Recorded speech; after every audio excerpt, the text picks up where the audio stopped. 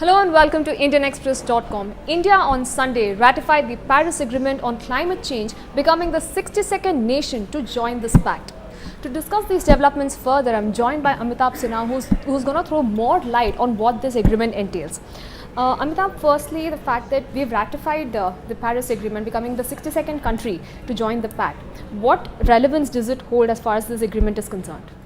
See, as you know, the Paris Agreement on climate change was negotiated and finalized in Paris last year. So it is the new global architecture on how to fight climate change. What has happened yesterday is India has formally joined the Paris Agreement, which, by the way, is still to come into existence. The Paris Agreement comes into existence when two thresholds are met. So these two thresholds are at least 55 countries should join, like India, they should also ratify, and together these 55 countries should account for at least 55% of greenhouse gas emissions.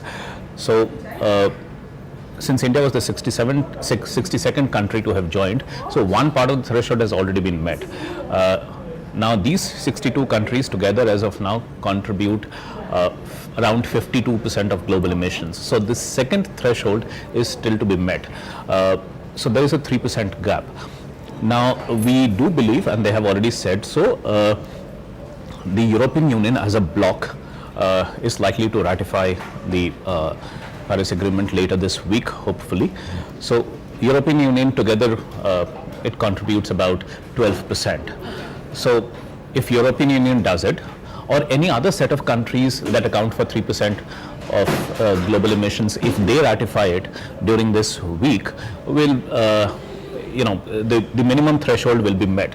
So what means is, from 30 days from when the minimum threshold is met, the Paris Agreement will come into existence. So India had a 4.1% of the global emissions. So it did help in bringing the agreement closer to coming into existence. Yes.